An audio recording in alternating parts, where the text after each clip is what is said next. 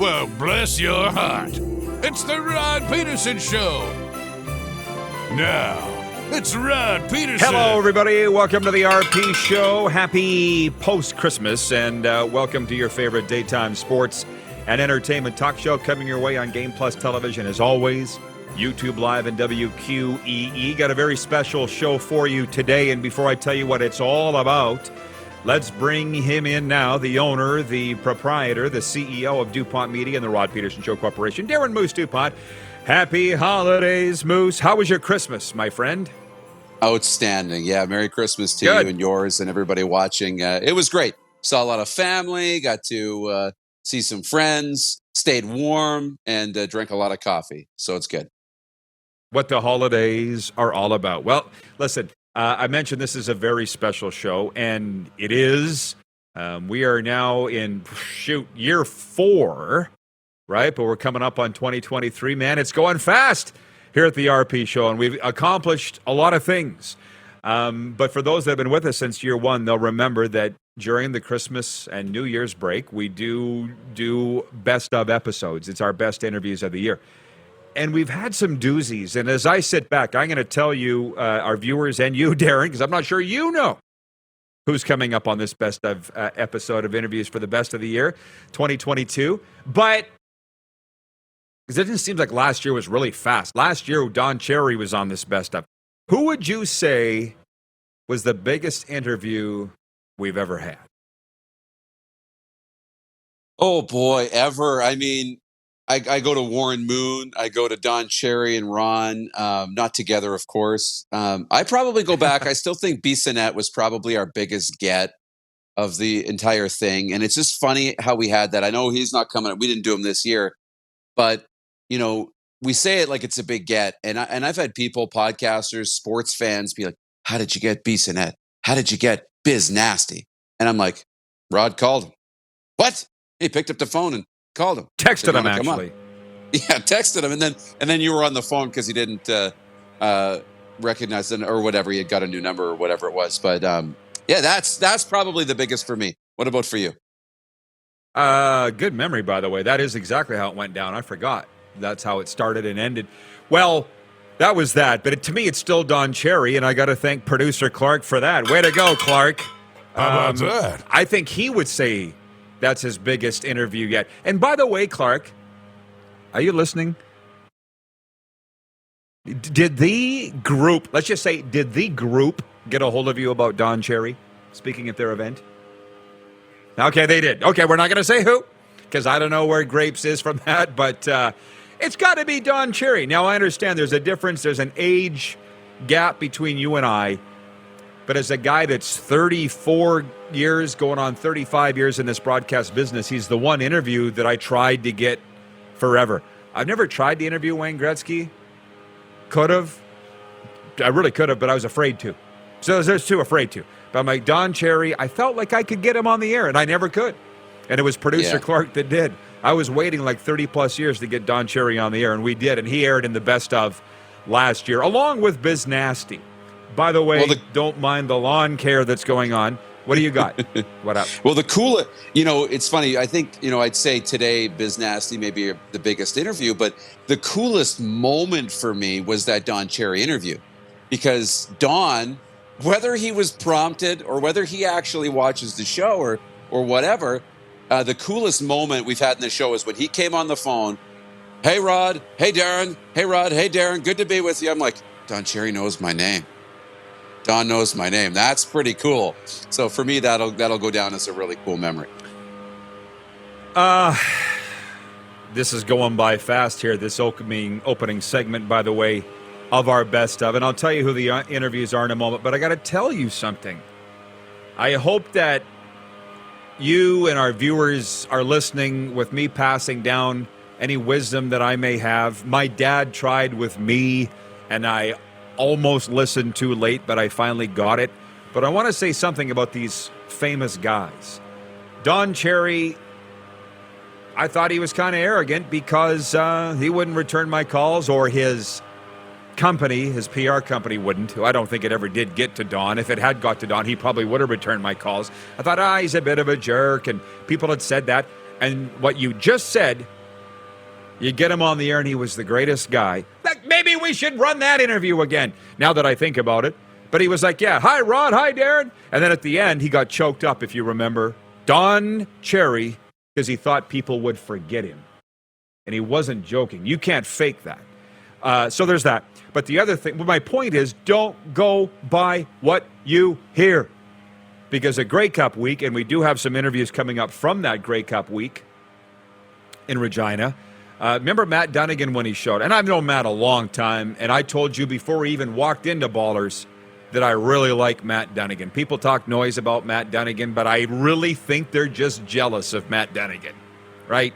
Yeah. But there were people there that day that said, oh, I heard he's arrogant. I heard that he's punch drunk from all those concussions. But I said, well, you just wait until you meet him. Well, Dunnigan showed up. He remembered everybody's name that worked at Ballers. He remembers everybody's name in our crew. He charmed the place. He came to our party on the Friday night, was the last one to leave, signed every autograph, took every photo, and I said, that's the Matt Dunnigan that I know. So my thing is, don't go by what you hear about these celebrities. And I don't say necessarily go by what I'm telling you, but just go by what your own experience is with them. Because there's not anybody that we've had on this show, and Clark would back me up, and Jordan too, and yourself, that's been a jerk. Not one. And we've been going in, we're in year 4, and we've done like literally now thousands of interviews. So enough about that. We're running out of time. Our interview's coming up here, and I thank our interns, Braden Wozniak and Stephen Lilick, for sifting through all the interviews of the year and coming up with what they feel are the best of. A lot of them came from Grey Eagle Resort and Casino in Calgary. Some were not, but they include Lisa Bowes, the peerless TSN broadcaster from days gone by, now a best-selling author and doing tremendous things, Lisa Bowes. Byron Smith, which for a second I had to look at that and go, wait, who? Oh, yeah. He's the guy that climbed Mount Everest multiple times. And that was one of our very first interviews at Grey Eagle. And you and I both were like, what a story. Because we're used to the football, the hockey, and we get into the Olympians. This one, a mountain climber. Fascinating interview. Nice work by those guys to pull that out. We got to the bottom of how you say what I thought was Catriona Le May Doan's name. The 2-time Olympic medalist, Catriona Le May Doan, joined us, and she was the chef de mission for Canada at the Winter Olympics last year. She came down. Sarah Orleski, formerly of TSN, joining us to explain her move to the Winnipeg Jets full-time from TSN. The peerless Brian Williams. What more do you need to know? Brian Williams. CFL greats Ricky Ray, Troy Westwood, the great Ron McLean, and then Dave Naylor from Grey Cup on Nathan Rourke. And there were, these were the best of what they chose. It's showing me, Darren, that we had a pretty good darn year, and thanks to Clark for lining that all up, because that's his job. Any of those interviews stand out to you that our viewers are about to enjoy again, or any other interviews that we did not put on that list? Byron Smith, that was the same reaction for me. I was like, I had to think about it for a second when I'm looking here at the list. But it's Brian Williams. When his voice comes on the screen, it just warms your heart. And it's so cliche that it's like, oh, it's perfect for the holiday season. But it is perfect. So I hope everybody enjoys these interviews, because they were just as fun to be in the building. And for Catriona, her interview, when she brings out the drum and tells the story of the drum from the Olympics, that's really cool too. So you guys are going to enjoy this day today. Cool is a really good term for it, because she's just a cool gal. Catriona Le May Doan of Saskatoon. We were just so proud to have her wave not only that Canadian flag, but that Saskatchewan flag. Again, don't mind the yard maintenance. I have no idea how long this is going to go on for. I'm actually glad that we've changed things around here, and you can't see. This is just on the other side of the fence that you've become accustomed to watching. No holidays for Christmas for the lawn guy. But I also want to say this. It's been a great year in a lot of ways, personally and professionally, but I've been dealing with some radio stations over the last while, and they're in Canada, and they're very excited about our foray into the United States radio. And for, again, a guy 30-plus years in broadcast, to have the Rod Pedersen Show, of which was your brainchild, not mine, airing in Metro Atlanta on WQEE it still makes me speechless. But guys say, how did that come about? And September 2nd, this show went to WQEE, where they were airing the replay at night, 7 to 9 p.m. Eastern. And I've been doing a lot of talking with the owner of the radio station there, Ryan O'Radio. And it was not even a month of doing that he came back and said, our listeners want the show live. Do you mind if we air it live? And I'm like, well, I'd rather you aired it live. It's way better live. And we can interact with the listeners. And then I've had these Canadian radio station people are going, well, what? You talk about Canadian things, which we do. But what I'm getting from those Atlanta listeners is it's so darn entertaining. We have no idea what you're talking about, but it's so entertaining. And the reaction we're getting is, we're fans now of Cody Fajardo. We tuned in the Randy Ambrosie news conference at Grey Cup, and we're following the Flames and the Jets because both of those franchises in the NHL both used to be here. And what we're getting is what hasn't changed, Darren. 900-plus episodes, way back to number one, is that the show is different from everything else. In Atlanta, how much can you talk Falcons, Braves, Hawks, like it's even here in South Florida, it's overkill. It's overkill. Like, they love their teams, but to a point. And this show has always been fresh, and I credit you for that, and myself and our entire staff for keeping it fresh and fun and light, and we can pivot on our feet. And in the 3 minutes we have left, how would you typify 2022 for this show? Yeah, obviously a bit of a transition, but a good one, a really good one, where we've been able to connect with more communities than ever before.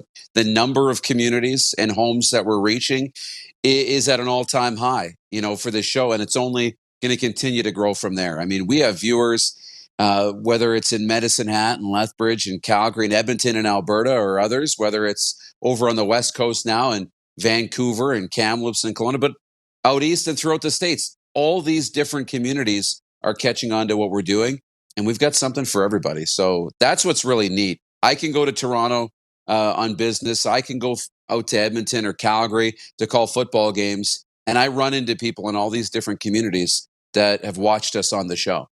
And that's, for me, is one of the most fun parts about the whole thing.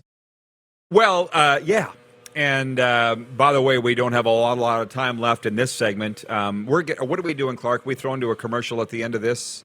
Or into interviews? Yeah. Do we know we are? Okay. So we got a couple minutes left.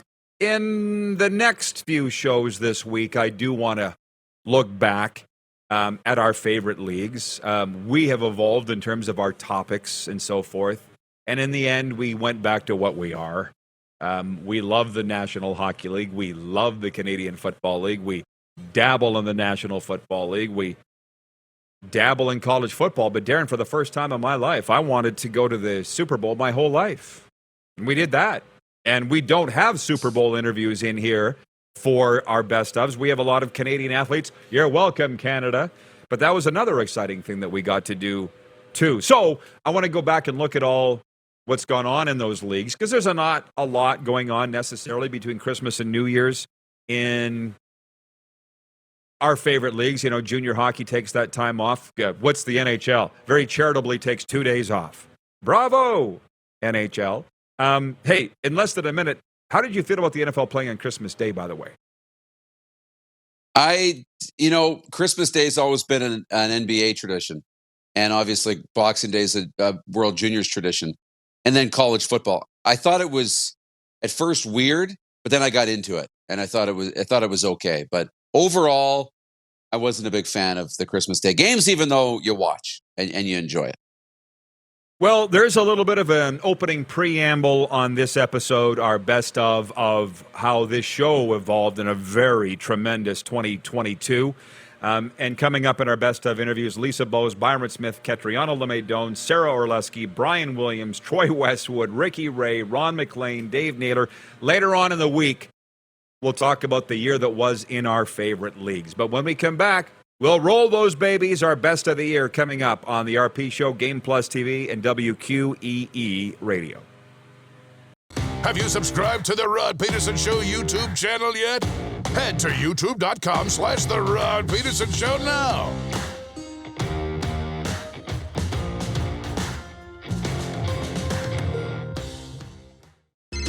Text 902-518-3033.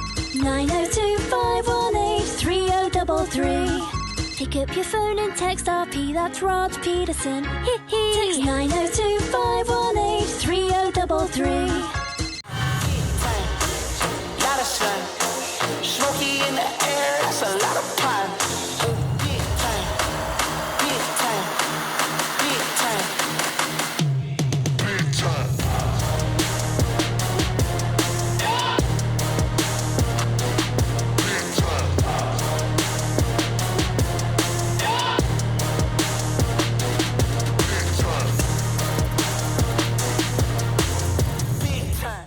Grey Eagle Resort and Casino.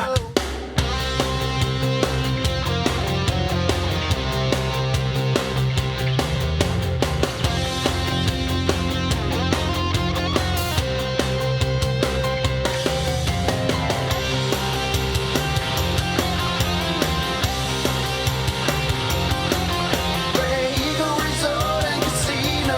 Casino dancing. And that's a wrap on summer, everyone. Things are about to get back to busy.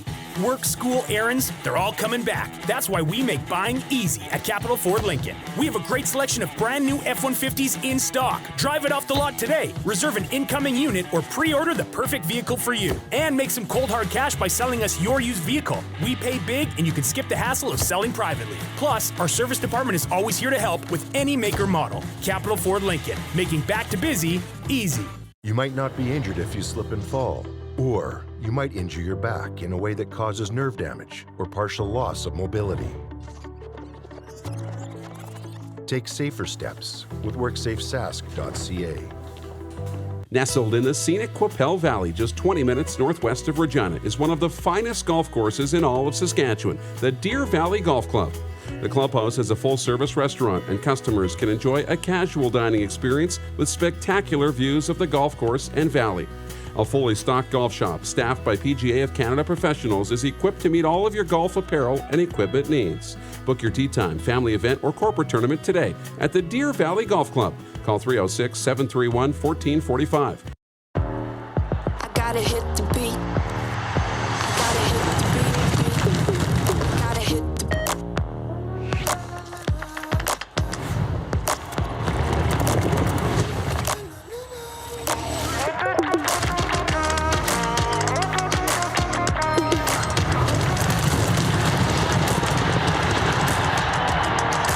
Download Dark Horse Bets today.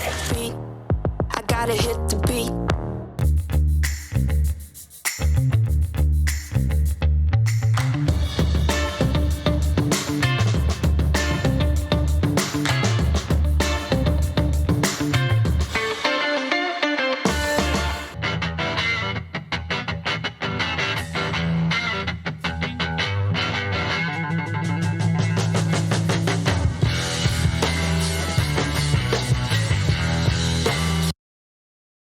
Did you know you can catch all the best moments from the show on all our social media platforms? Now, back to the studio with Rod. All right, welcome back, everybody. We are live at Grey Eagle Resort and Casino, Calgary's entertainment destination, on Game Plus TV and WQEE Radio, and we're going to talk some hockey now. Ron McLean joins us from Hockey Night in Canada. Everybody's excited to chat with Ron. And, hey, we got a comment here from Ted in Red Deer. Ron, he says, you've got 2 Red Deer guys now in 2 weeks. It was Randy Moeller last week, joined us live from Florida. Can I ask you your thoughts on Randy Moeller as a Red Deer guy like yourself? What a character that guy is. You know, Rod, I had Ed Whalen as a hero, right? Stampede Wrestling, and he was such a great character, such a humble pie guy in real life, but he could really crank it up in the ring. And I remember I loved the Stomper, and to see Ed Whalen and the Stomper go mano a mano, and I don't know what happened, but I didn't learn a lot from Ed, even when I worked with him. Randy Moeller, on the other hand, somehow mastered some of that great performance, that great theater. He's incredible as a broadcaster. I saw them all. Mike was Jamie were also a great player for the Lethbridge Pronghorns when they won for Mike Babcock the University Cup. But Randy was probably Mike had a fabulous career and was with Edmonton Oilers. Great family. John, their dad, I used to go do on locations at the car dealership where John sold, I believe it was Mercury's and Fords. Just a great hockey family, and what a job Randy's done in Florida. When there didn't seem to be a whole lot of hope, he was kind of the rock for them, wasn't he?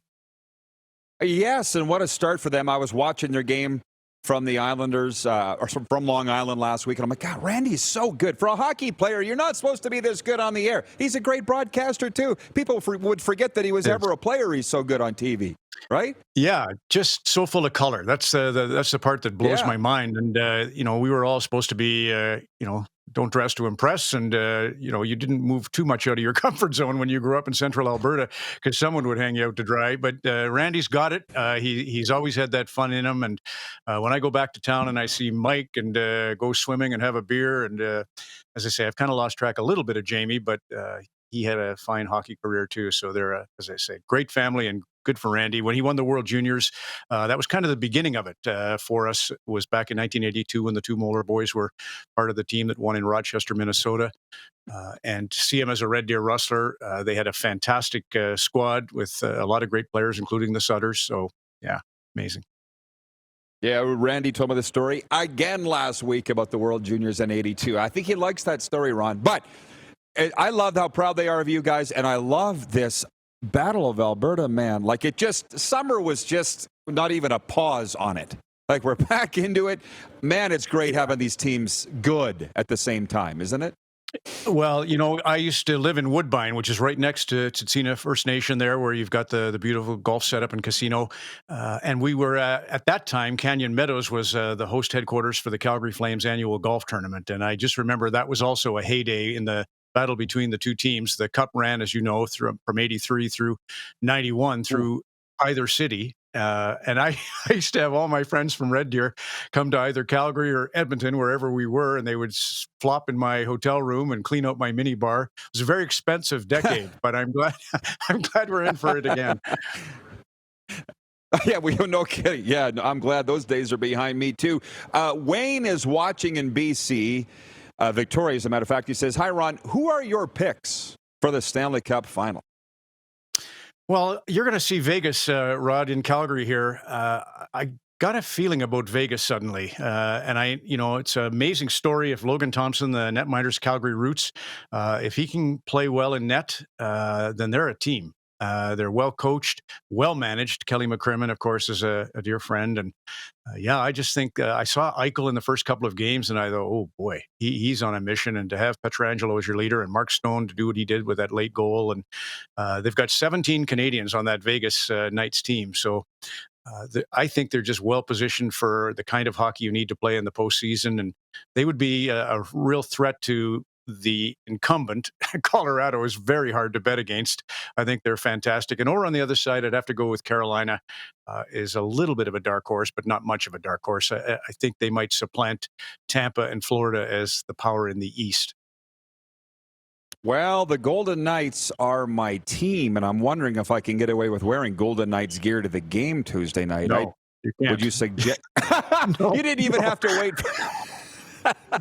That would be like talking about Friday on a Monday. Yeah, thank you for saving my life on that one. But the Flames have beaten Colorado. The Flames have beaten Edmonton. And I wonder where you think the Flames line up in this pantheon of top teams in the NHL right now. Yeah, good point. Actually, Calgary, I should consider, and Edmonton, of course, are right there as well. But the Flames, to see, the goaltending depth. Dan Vladar was sensational when they needed him against Edmonton Saturday night.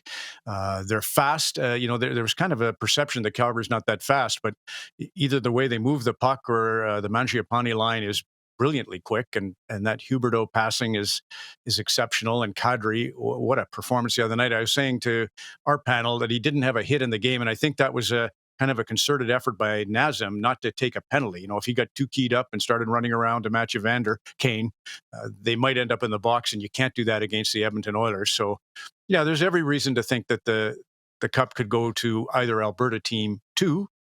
But I just got kind of a feeling about Vegas and their experience and what I saw that first couple of games. Way too early to judge, I realize, but they look good.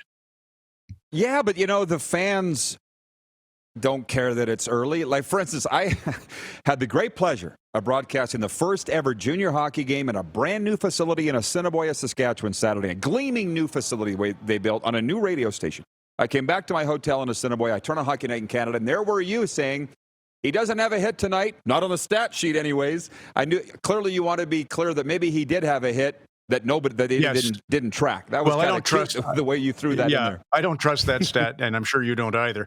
But I was kind of leading to that idea that he was going to play controlled against a team that has a lethal power play, which was just the growth of Nazem as a leader. He really played that role well last year for the Colorado team, because he had that knack of going out for sure in Toronto and taking the big hit and having himself suspended or taking a major, and just at key moments just a little too high, and that's just a growth lesson. And that's again a little bit why I fear Vegas if I'm Calgary and Edmonton, is they've had that same kind of a humiliation or comeuppance over the last couple of years when expectations were sky high and they didn't meet them. And obviously the Eichel trade kind of set them back because they had injuries to Pacioretty and him. But I feel like they've lost enough that they will be just, blood in their mouth when they bite their tongue. So look out for that wounded animal. Well, you mentioned growth, and that's it's fun to watch somebody grow in life. And if it's a hockey player, so be it. Nazem would be that. Where you are sitting there in the Mecca, are Leafs fans, could they be told to let Mitch Marner grow, to let Austin Matthews grow, or is that just lost on them? Well, I think Austin from the get-go, it's funny. I remember when he came in, they always brought the top prospects in, and they would come on Coach's Corner with Don. And he was just one of those guys who looked around the situation, and he was, if I could put a word to it, it would be bemused. He was not impressed or scared or anything. He wasn't cocky. He wasn't arrogant. But he just, as an 18-year-old, had a way of carrying himself, Austin, that nothing was going to faze him. I feel like, I don't know why, Rod, when I watched him in the dressing room prior to the opener in Montreal, they had a shot of Slavkovsky who looked as loose as a goose, and Austin looked kind of... he looked tense for the first time. I've seen him once at New York in a game at Madison Square Garden look a little tight before the game, and reading into body language is a fool's game or mug's game. But I think he does realize that this is a huge, huge year for him and the team, and he's carrying a little bit of that right now and maybe grinding a little bit right now. Marner is, just magic. He is such a talent, and Nylander's off to a good start, and so is Tavares. So their core four is playing really well right now, which gives Toronto a shot. But they have some real question marks on the blue line, and that's going to have to be, I think, sorted out at some point if they go deep. Yeah, it's all the fun part of watching it. Some fun questions, if you don't mind, from the viewers. Colin in Ottawa, watching on Game Plus, says, how does Ron remember all the hockey stories he recounts on air? I'm always amazed at his vast knowledge of hockey. I think that's what makes Ron, but how would you answer that question? Well, you study, Rod, we kind of rehearse our ad libs, and that's the truth of the matter is you study and study, blessedly this year, and I think our producers are probably going to drive them crazy because you've got a week to prepare for Saturday night. In the past, I'd have been on a plane and into a smaller community to do hometown hockey and kind of lost to the Hockey Night in Canada gang for 3 days. But we just love our craft and have to practice intensely our craft. Wayne Barry, who taught me at Red Deer at CKRD, the business, he had a rule, 10 hours of prep for every 1 hour on the air. And that sounds outrageous, but it's kind of the truth. You really have to spend the time. As an example, on Saturday night, there was 560 names, and that was just 28 teams in action. We didn't have all 32. If you have all 32 teams playing, you've got 640 names playing. And that's a lot of stories and a lot of names. And like all of us, I have this habit of using the parents' names. If I have William Nylander, I'm apt to call him Michael Nylander in a fatigue moment, because there's a lot of, Jake DeBrusk could be Louis DeBrusk and so forth. That's when you get to be our age, or my age at least. That's the one thing I have to battle. I fall prey to the exact same thing. But I'll tell you something. Gene Principe is a good friend of mine, and he likes the puns. And somebody made a comment about him being the king of puns, and Gene was like, "No, there is one, Ron McLean." And the respect shown by Gene to you, that is the kind of stuff that I just love, man. I mean, but do you feel the pressure having to come up with a pun before the commercial? No, it's. Sure, Gene would say the same, Rod. And there's, obviously times I wish I could rein it in, and I didn't bite at the temptation to come up with a pun. I always attribute it to growing up in Red Deer, and we all had half tons, and we all had bumper stickers on the rear of our half-ton trucks, and those were always turns of phrase. They were puns. So I was kind of exposed to it. Plus, I had a dear friend, Ray Blair, who I played all sports with, and we called him the Prince of Puns. So there's a guy who's far superior to Gene and me in that regard. His name is Ray Blair, and he punned everything, and I just liked that. Wordplay was, to me, it was a way to fight pretense. And as I said, I wish I could sort of discipline myself not to do maybe more than one or two a night. John Shannon, he aged trying to get me to stop doing it, but it's right there in front of you if you enjoy language. And now everybody's playing Wordle. You know what that is? Yeah, of course. Yeah. I haven't played it, but I know what it is. I'm not smart enough. Me either. Me either. But I see people doing Wordle, and I think, oh, good. The world's going to all be doing puns, because it's kind of in that vein. Just playing with words is the battle. I love that everybody loves what you do with it. Two quick ones from Todd in Regina. He says, Mr. McLean, what are your thoughts on Torts coaching such a young squad in Philly, and how do you see it working out? You see they're 2-0. Well, and you were going back to that earlier conversation about coaching changes in the CFL. 13 new coaches, or at least in different positions this year. 40% of the league had a turnover at the helm, and that's because, as was discussed with you and Mark, that that fresh take. There's an expiry date for all coaches, etc. But I think John Tortorella. I'll just tell you, Todd, a lesson or a story. When he had Vinny LeCavalier in Tampa, he used to, because you saw him really going at Dubois in Columbus. When Dubois was playing there, PL, he did it on the bench. He ripped him, and they all said, why would you do that in public in front of everybody? Well, when he had LeCavalier, he used to bring him into the office and tear a strip off him. And LeCavalier felt vulnerable. He had no support around him. He had nobody. If he wanted to tell Jay Feaster, the manager, that Torts is saying this or doing this, he had no witnesses. So Jay Feaster went to Tortorella and said, John, you're a bit of a live wire, and you do have a temper. If you're going to rip a player, please do it in the dressing room in front of everybody, or do it on the bench where there are witnesses for the victim of your rant. Isn't that interesting? And from that day forward, going into 2003, Tortorella started to do all of his rants in front of other players. So when you see John do that, it seems like he's pandering to the cameras, but it's not. That's the reason. He'll be good. And they learn. Yeah, they learn as the coaches grow too. You would hope, just like the players. Yeah. Devin in Burns Lake, BC says, Ron is the game's encyclopedia. There's no doubt about that. And T. Will in Winnipeg says, hey, Ron, as a person living in Toronto, are you aware Winnipeg exists? I say that with a smile.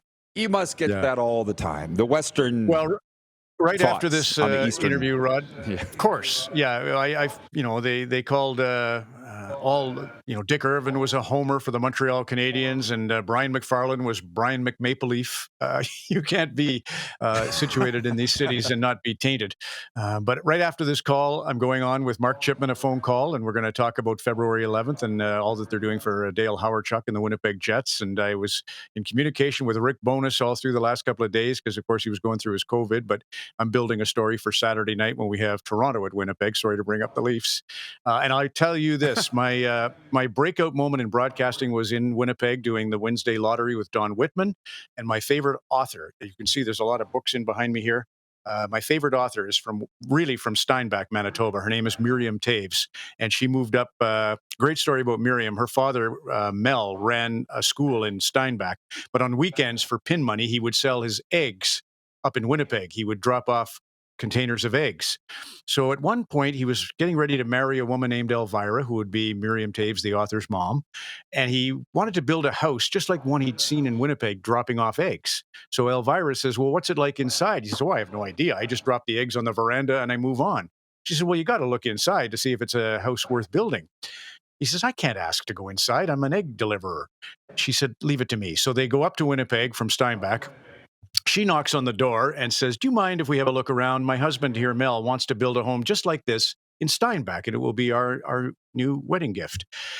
And the guy says, come on in. It was Bill Mosienko. Bill Mosienko holds the record for the fastest hat trick in NHL history. He scored 3 goals in 21 seconds. And that just proves he's a good egg. Oh, sorry, there's a pun. How about that? I was just sitting enjoying the story. Yeah, for sure. It's the record that stands today.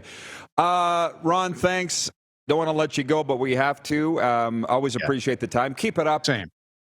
The games aren't the same without you. So thanks, Ron. Keep it up. I love it. And have a great week. Yeah, Rod. Appreciate it. Keep up the great work yourself. Thank you. Ron McLean from Hockey Night in Canada. Have you subscribed to the Rod Pedersen Show YouTube channel yet? Head to youtube.com/The Rod Pedersen Show now.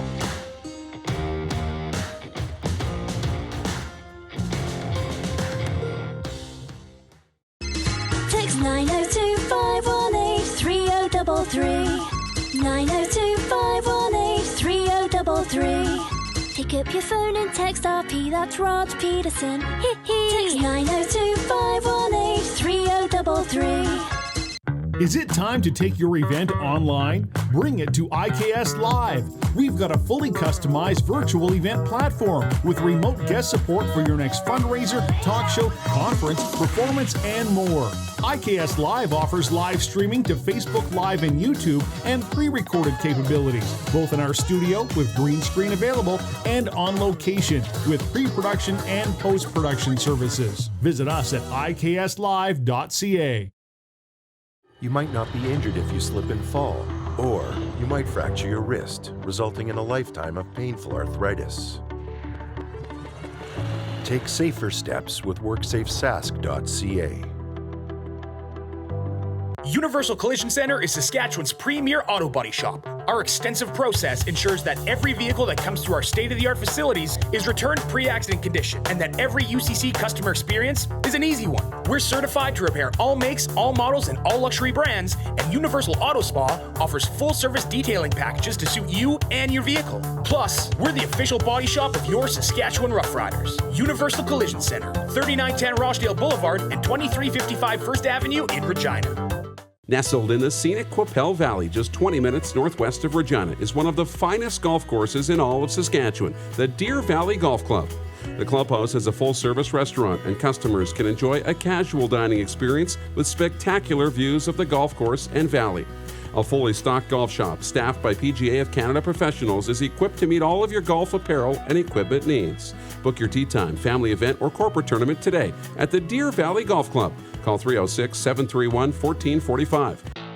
Bronco Plumbing, Heating, and Cooling. Experts in all residential and commercial plumbing services and proudly serving Regina and area since 1978. Bronco Plumbing, Heating, and Cooling. We'll treat you right. I gotta hit the beat. I gotta hit the beat. Gotta hit the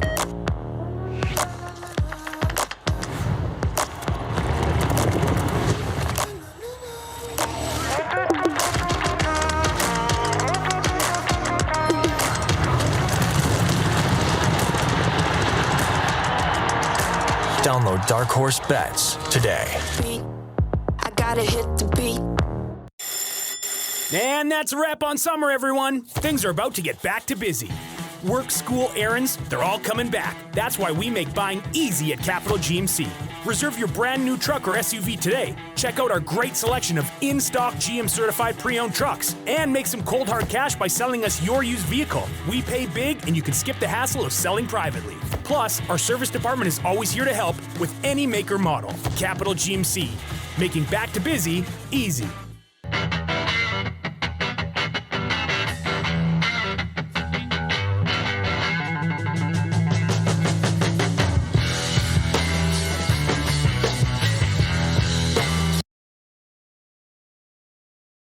Did you know you can catch all the best moments from the show on all our social media platforms? Now, back to the studio with Rod.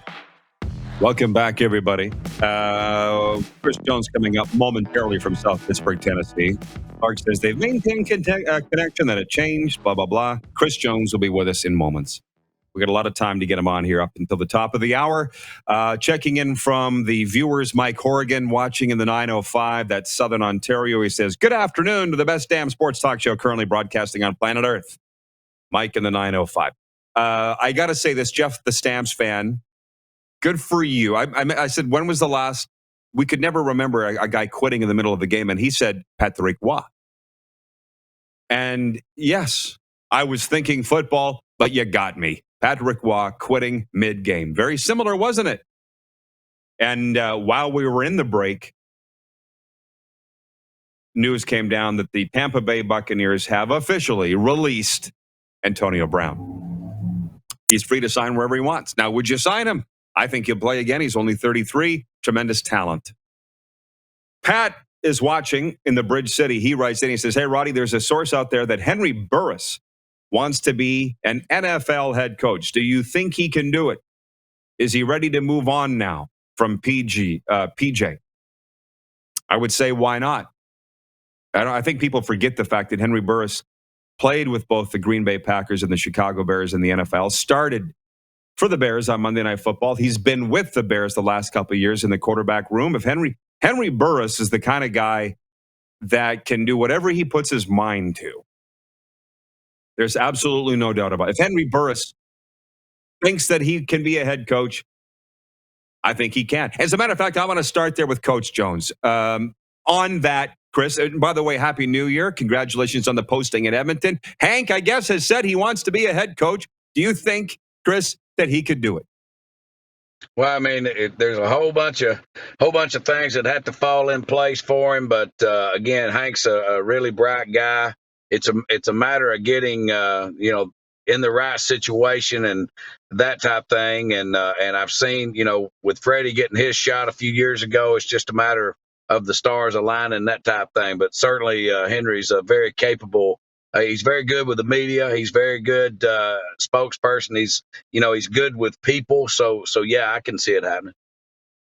My question for you, because you've done it all in every league, what's the biggest thing why guys struggle becoming a head coach? I mean, you've been a position coach, you've been a coordinator, you've been a consultant, but you've been a head coach too. What is it? Time management, practice plans? What is it? What is it with a head coach that's different from those other jobs?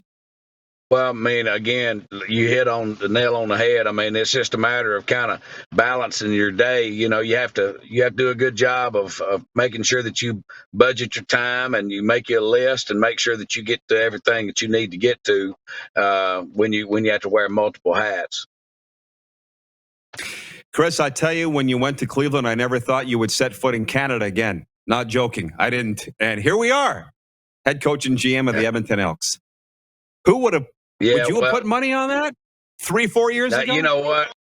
Hey, I love the league. I spent 20 years up here, away from my family, away from my girls, and missed a lot of their upbringing to try to come up to Canada and make a living. And I'm proud of the places that we've been and things that we've done, and proud of the friendships that I've made, that type thing. And again, you look across the league and a bunch of the head coaches, we've been on staffs together. And so, again, I'm just proud to be involved with the league. Well, the CFL's better with you in it. There's no doubt. Have said that many times. But your longest stint, I looked it up, was Montreal, 5 years as defensive coordinator. And you guys did a lot of winning there, Chris. And now you said you're in Edmonton to stay. What is it this time around that's made you say, I don't want to move on from here? Well, again, I mean, I've done all the other. I've been an assistant coach and a coordinator in Montreal, and then got an opportunity to move on and work with Huff over in Calgary, and was able to do some of the things there and get started in personnel, and then from there, got to go on with Barks and those guys. I mean, I've done all the moving around stuff, and the only thing I've not done is establish a winning team, a championship team and then do it year in, year out. And that's kind of what we're looking to do. What is it about Edmonton specifically that you like? Because you did win a championship there. I know the Eskimo way. I guess it's now the Elk way. But what about the city, the stadium, the franchise? What is it that's so attractive to you? Well, you know, that's where Paul Jones kind of brought me into the league with Don Matthews, and that was the first place that I went up and did what they call guest coaching, interning essentially during camp, and that was the first opportunity I had to go up and try to get involved in pro football, and you know, and so it's exciting to be able to go back there where it started. Hey, I don't know. I don't think you follow the media much, but I love how they're all panicking that you're non-committal to your quarterback position and various other positions. I'm like, have you people forgotten how Chris Jones operates? I remember February 2017, you didn't have a quarterback. I'm like, Murph, we don't have a quarterback. And Murph is like, it's February. Don't worry. You made it to the East Final last minute with Kevin Glenn, if you remember, Jonesy. So, I mean, that's it. Again, it's January. Your roster is going to change a lot, right? Yeah, I mean, again, you know, rosters come, rosters go, players come, players go. I mean, this thing is a competition. That's what I've told all the coaches, regardless, every single year, even the years when we won the Grey Cup or we had great teams, the very next year, everybody has to come in and they have to earn what they get. You know, I mean, you kind of pencil in we call it A group, B group, and C group. We don't call it, you know, the first team and the second team. And I mean, because it's a much more fluid situation where if a guy comes and beats a guy out, that's what it is. And so that's kind of the way we've done it. And so, again, we're still just identifying who we have. Do you have in the back of your mind, I won't ask you a name, but who you'd like to start on week one? Or is that kind of a faceless target right now? That's you know, like I say, man, we've got some very good guys. There's some very good people that were there. I mean, there were good players on that roster last year, and they're still there. And you know, I mean, there's a lot of things that have to happen. I mean, you've got free agency. We've got to try to sign the guys that we have on our roster that are free to, you know, go different places. We've got to try to sign those because there's some good players there. So, I mean, there's so many things that have to happen before we ever even start thinking about who's going to be the A group people. Right. Hey, I got to ask you about G-Roy. I shouldn't have waited this long to ask you. As far as I know, you've never worked together before. You've never been with BC. You've bumped into him. You know him over the years. But what is it that you wanted to have him in such a significant role on your staff?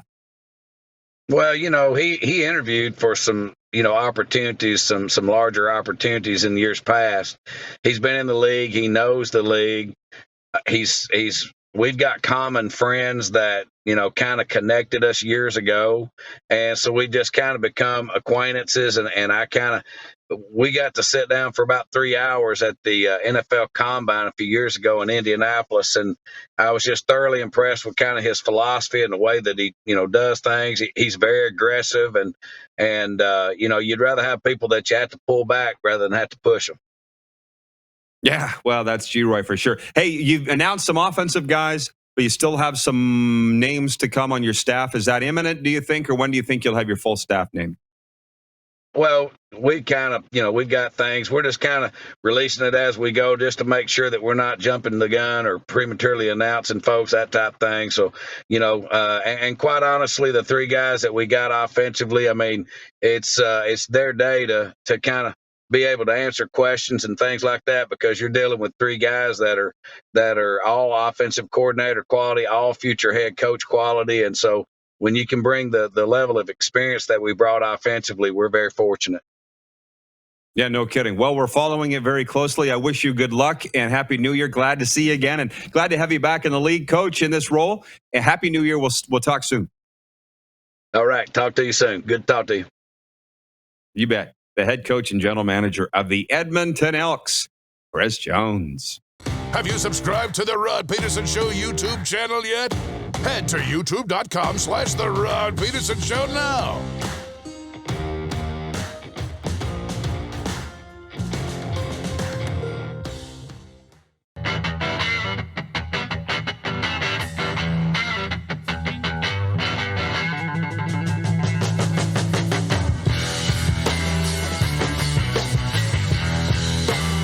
might not be injured if you slip and fall, or you might fracture your wrist, resulting in a lifetime of painful arthritis. Take safer steps with WorksafeSask.ca. Does this look familiar? Your fans deserve an incredible arena experience. It's time for an upgrade. Stunning graphics. Revenue opportunities are just the beginning with our in-venue display systems and scoring technology. Let us help you find the best solution for your facility. EDG, always delivering the best fan experience.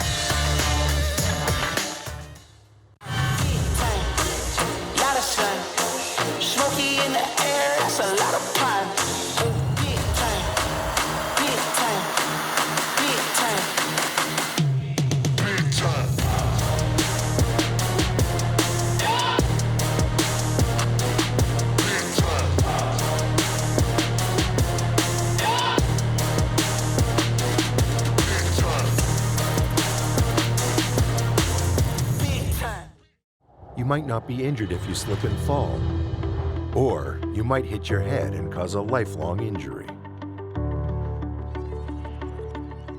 Take safer steps with WorksafeSask.ca.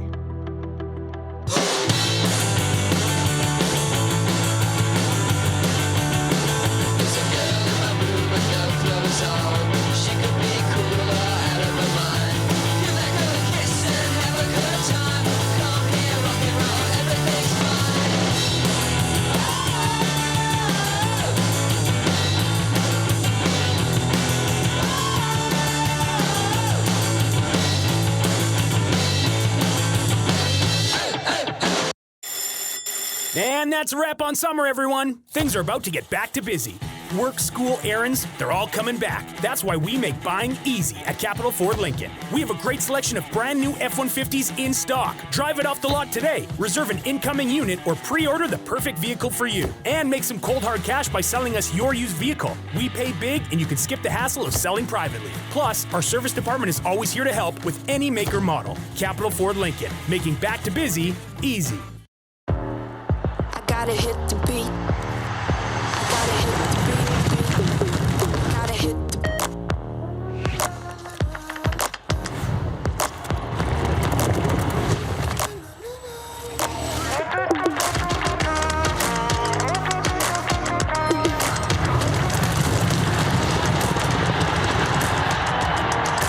Download Dark Horse Bets today. beat. I gotta hit the beat. Text 902-518-3033. 902-518-3033. Pick up your phone and text RP, that's Rod Pedersen. Text 902-518-3033. Well, bless your heart. It's the Rod Pedersen Show. Now, it's Rod Pedersen. And we're excited to welcome to the program Connor Bedard of the Regina Pats. Checking that schedule. Lethbridge Friday, Calgary Saturday. Connor, good to see you again, my friend. How are things? Yeah, good to see you. Pretty good. I mean, obviously a big stretch for us these last 17 games. So, we're all pretty excited. But how are you doing? I'm doing well. I'm missing more Pats games than I would like, Connor, I'll be honest. But duty calls, They've asked us to come out here. And they're talking about your most recent swing through here with the Regina Pats. And they were all close games, 1-goal losses. And you were, as usual, a human highlight reel. Can you talk about those tight games out here in Alberta? And you got some points out of it, fortunately, how tough it was, and then nice to be back home. Yeah, I mean, it's definitely frustrating. I think, we've been in almost every game, and, we even Edmonton, we tie them late, and then we kind of let in a few goals, and it's a loss. But, we definitely see good things, but it's just frustrating, to kind of, be in those close games and end up losing a lot of them. I saw on the Pats website that you had a media availability yesterday with the Regina media. What was the basis of that discussion? What were they asking you about yesterday in the Queen City? Just kind of a lot of the same stuff about the team, and obviously the close games like you mentioned, and obviously personal stuff, but it's a lot about kind of this last little stretch and obviously the push for the playoffs. I got to ask you, Connor, because I'm looking up your numbers here, and they continue to be eye-popping, but 69 points in 45 games. But what jumped out to me was only -1 on a team that's not in a playoff spot right now. How proud are you of that stat? I mean, I'm sure you'd like it to be better, but there's guys in your position that are offensive players that are nowhere near even in plus-minus. Has there been a bigger commitment for you to that part of your game this year? That's something I want to get up. So you don't want to be in the minus, and I think I've been getting closer. The year kind of started off a little shaky in that stat, and kind of working your way up. But it's something you got to take a lot of pride in as a player. You're D zone, and you don't want to get scored on ever. So I think that's something that I really want to get up and hope to be plus soon. Well, yeah, it would seem like an odd question, that -1, and I'm asking you about it, but I'm just saying on a team with that record, I'm surprised it's not worse. So I know why you would want to be better, but I was impressed when I saw that. And here's another thing about, listen, Connor, I've been in Alberta for 6 weeks. Your name comes up every single day. From fans. Is he really that good? Is he da-da-da? I'm saying, well, go buy a ticket and watch for yourself. How are you dealing with that glare? I mean, it's been generally positive, right? No, but I don't see anybody on your back or anything like that. But does it weigh down on you that everybody's asking about you and the glare's on you, or do you even notice? I don't think, for me, I notice too much. Obviously at games and stuff, you're getting, a little extra attention from the fans maybe and that sort of thing. But, when you're kind of just playing, you're with your team and at the rink every day. So you don't really have much time to focus on that, I don't think. Do you enjoy, like, for instance, Bjarnason made all the saves last night, got the shutout over Calgary and Brandon, and when they played you guys, the Wheat Kings, he said to me, whenever I face Bedard, I get geeked up. You're getting that from every goalie every night. My guess is, Connor, with your competitive nature, you like that. Do you feel like you're getting every goalie's best and every team's best every single night because it elevates your game? Yeah, I think teams are going to play me pretty hard, and you definitely see that, the extra shot or something like that. But you got to learn to like that, and I think it's a lot of fun to kind of have that extra attention, and if you're not getting challenged, then you're not getting better. So I think if goalies are excited for that, and I'm excited to play every goalie, so I think it's definitely exciting. Got some home games, as I said, Friday, Lethbridge, Saturday, Calgary, and then you come back out here, Medicine Hat, Lethbridge. What is the focus from Coach Haroff and Schneider here the rest of the way for you guys in terms of a team game? Because folks are expecting you to make the playoffs. You're not that far out. What are you guys going to have to do as a team to do it? Yeah, it starts with these 2 games, and there's areas we definitely want to get better in, and we're a young team, so I think we're getting more experience every game, and we're kind of trying to learn how to win, I think, and once we start being able to close out games, then I think we'll be a pretty tough team to beat. But it's just kind of little things, penalty kill, and kind of just sticking with our plan even when we get up or when we're down. So I think it's just those things, and then obviously hopefully some wins kind of generate out of that. Well, I don't have much more for you. I know that you'd rather talk about the team than yourself, but I'm just dying to ask you this. I don't get a chance to talk to you that often. The last time I talked to John Paddock, he said that the WHL was different last year when you were a 15-year-old. There was no Europeans. A lot of teams didn't have their full complement of 20-year-olds. We were talking about your point per game stat, and then this year it's been a tougher. You had no travel. Have you seen the level of play in the Dub jump up considerably because of those factors this year? Is John right when he says that? I think it kind of balances out with me getting older and that sort of thing. I don't think many people expect me to be at a 2 point per game pace in a full 68 game season. So maybe that's a little unrealistic, but I think obviously last year it is different. It's 10-minute rides to the rink and stuff, but overall I don't think the hockey is too much different. Obviously maybe a little better with some of those guys coming back, but it's been a lot of fun to kind of be in away rinks and that sort of thing. Yeah, well, and just the last one. Just a fun question. I mean, we all watch SportsCenter every day, and they're... I was at Super Bowl, Connor, and they were talking about your goal in the Saddle Dome, the toe drag, and then between the legs, right? And then these guys in Calgary said the next time you were back, you did a 360 move that never ever did make the highlights or highlight of the night. It might have been just better. Is there something about the Saddle Dome that you like, the big ice, the NHL arena? Is there something that you like playing in Calgary about? I mean, NHL rink, you got to get a little pumped for that. But, I don't know if it's the rink. It's kind of just, where it's happened a little. But, I mean, the Saddle Dome is definitely one of my favorite places to play. I think, older building, a lot of history there. And, it's just a lot of fun to play. But, I don't know if that would be the reason, the highlights are coming there or not. Well, 20 years ago, long before you were born, the guys used to say the Saddle Dome had the best ice in all of the Western Hockey League, and it was probably because it was an NHL arena, but now I think all the ice is great. Is the ice better there? Or, because they say with technology now, the ice is great everywhere. Is there a better ice surface in the Dub that you know of, or is it noticeable?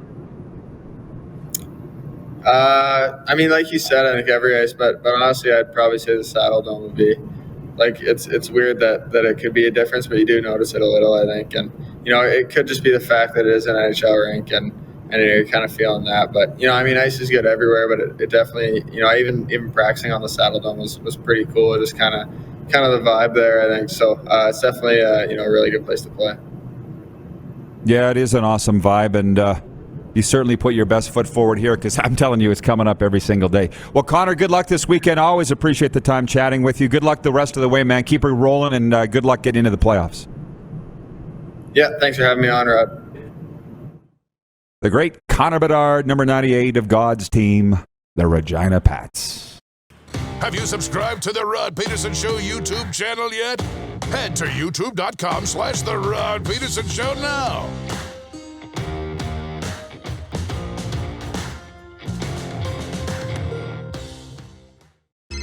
Text 902-518-3033. 902-518-3033. Pick up your phone and text RP, that's Rod Pedersen. Text 902-518-3033.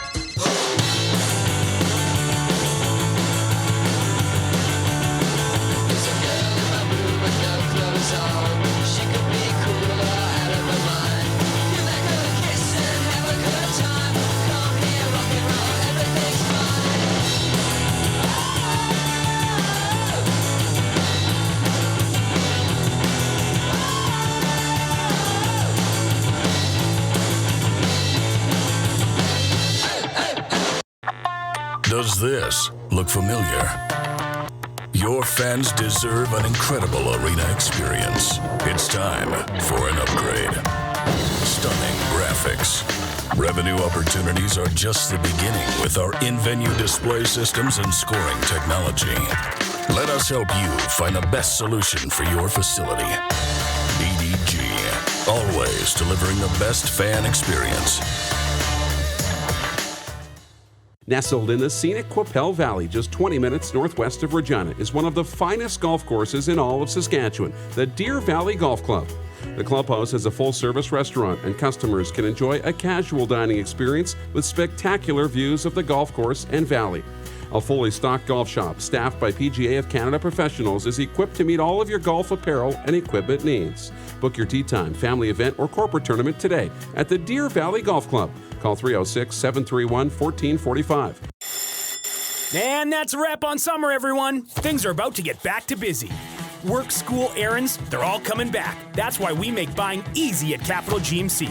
Reserve your brand new truck or SUV today. Check out our great selection of in-stock GM-certified pre-owned trucks. And make some cold hard cash by selling us your used vehicle. We pay big, and you can skip the hassle of selling privately. Plus, our service department is always here to help with any make or model. Capital GMC, making back to busy easy.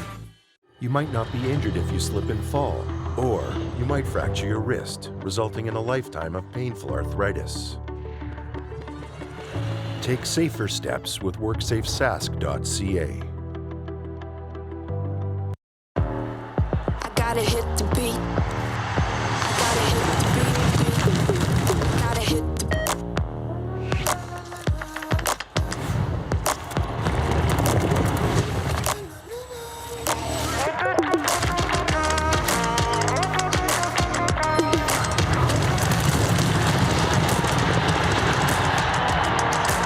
Download Dark Horse Bets today.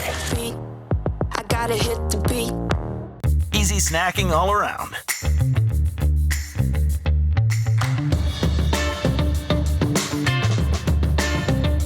Something everyone can love.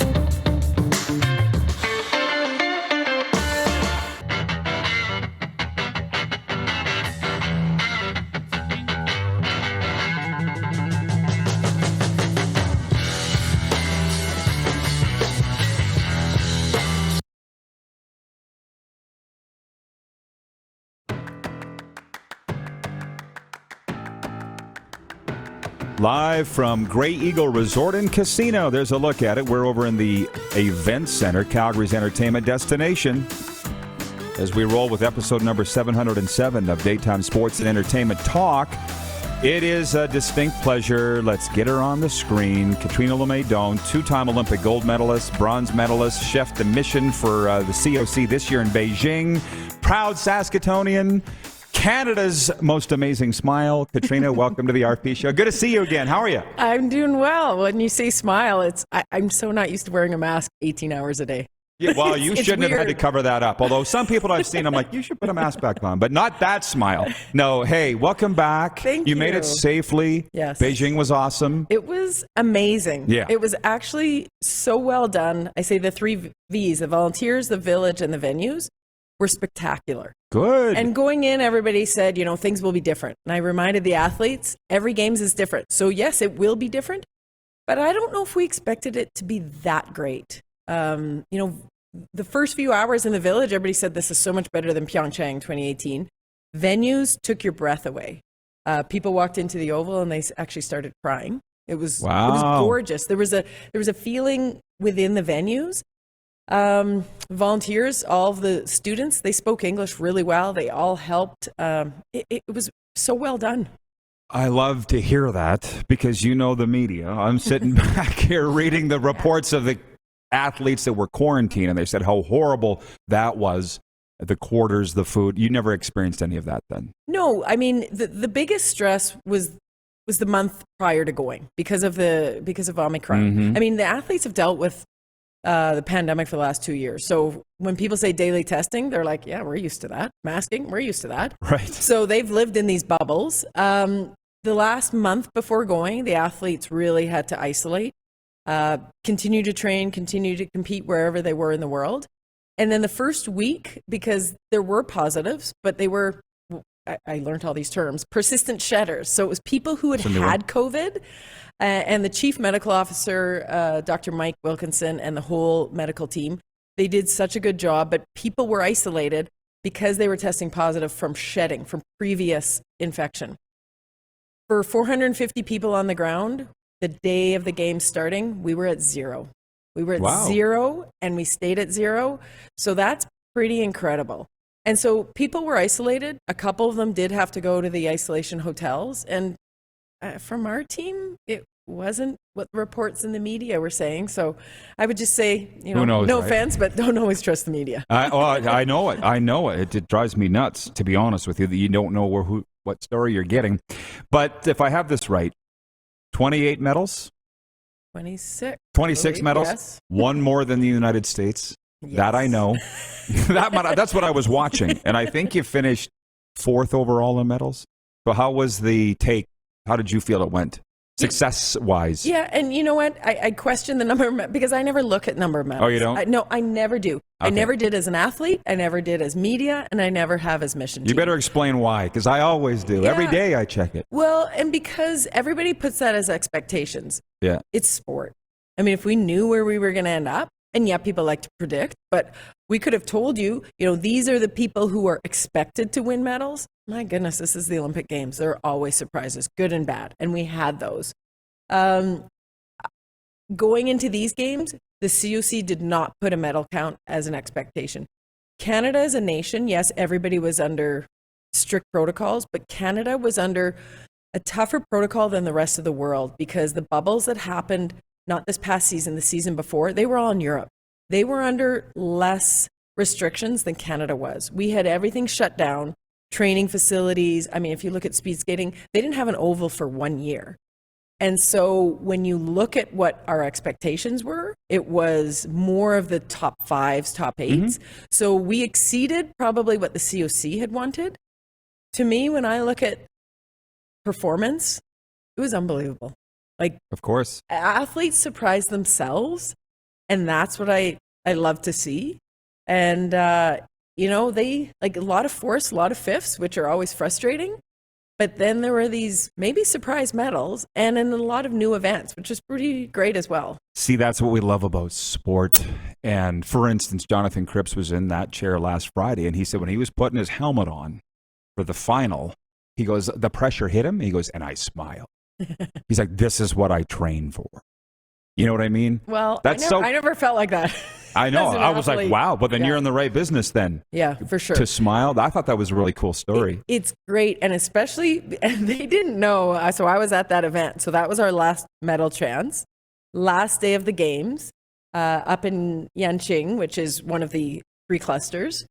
And as they're coming down the track, they were only 1/100th ahead of the Germans. And at that time, Germans were 1, 2, and 3. Yep. And so Justin and his team were 1/100th. And I asked them later, I said, did you guys realize? And they said, no, we don't know. And so we're sitting there in a hard position because it's probably easier to be the athlete in certain ways than the spectator. But yeah, they rose to the pressure. I was so happy for them. Oh, he's carrying the medal around, of course, and those suckers are heavy. Were they as heavy in the 90s as these ones now? Like Benny Hebert's from 2010, like you put it around your neck and you know. They're all different. Salt Lake City was heavy, but I joked that, it was an American medal. It was the U.S. They wanted to be the biggest and the heaviest super size. Yeah, of course. So they're all different. They're all really different. Your story of hanging out with Shane Doan, I thought was cool because I've had the great pleasure of being around Shane. And when I say great pleasure, it's because he's like you. He's like the light. He's always smiling, always bubbly, always positive. And you said, I never thought that he was going to be with a hockey team. I thought when the NHLers were out, he'd be up, but that wasn't the case. Yeah, I think his title was general manager. Yeah. That's what I kind of say. And he's my ex-cousin-in-law, but to my kids, he's still sort of Uncle Shane. And so I'd taken some photos and sent them, and they're like, is that Shane? What's he doing there? And, he's salt of the earth. He was great. Yeah. The men's team, they struggled, and they were frustrated, and they were upset. But after they were done, a lot of the players and Shane and some of the coaching staff, they came to other events. They came to long track, and they came to cheer on the other athletes, which didn't happen in Tokyo. So that was one of the pluses because we didn't know if that was going to be possible, but within this closed loop in Beijing, you could do that.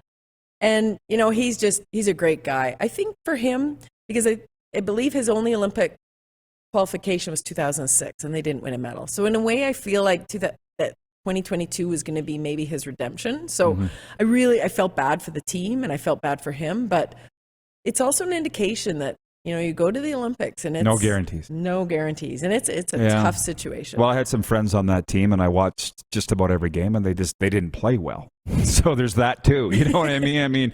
Whatever, but Shane will be back. And the thing with him in Arizona is because a friend of mine owned that team, and so I was spending time around the team. That's where I got to be with Shane. He is the most iconic Coyote in franchise history. As you know, he'll be back because he's good at what he does. Exactly. I got to ask you this too, though. For obviously everybody knows who you are, but 3-time Olympic medalist, 2 golds, 1 bronze, 2-time flag bearer, Canadian Sports Hall of Fame, an officer with Order of Canada, and then 2010, the Cauldron. It comes up in your Wikipedia. We're all watching, of course. Yeah.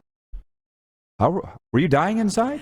You have an earpiece and the producer talks to you and says, okay, keep the music going. And people on the outside had told me later, they're thinking, wow, this is going to be dramatic. Meanwhile, the trap door of the arm of my arm of the Cauldron is going, you could hear it? Or? Oh, well, no, I'm making up. Yeah. I got it. But you could see it. And I'm like, oh man. So then when the producer said, you're going to turn and salute the IOC, I'm like, I felt like stomping my feet going, why me? I don't want to do that. Why not Gretzky's? Like, why does mine have to screw up? Yeah. But, it ended up working out and they brought me in for the closing. And so I think at Vancouver, I carried the torch 4 different times. And I think that's a record. So yeah. Just had Just have to do a little stat. Yeah, no kidding. Well, so it was you and Wayne are the only ones that remember. Do you remember Nancy who the Green. other? Nancy Green, Steve Ski Nash. Great, and Steve. Well, that's no slouches there either. No. Yeah, and what was of all those ceremonies? When you say all the Olympics are different, I guess all the ceremonies are different then, right? Or do they kind of feel the same? No, they feel totally different. But I often say that my most sort of emotional Olympic moment was October 30th, 2009. Simon Whitfield and I were the first torchbearers. As an athlete, you prepare. As media, you prepare. You're ready for situations, be ready for surprises.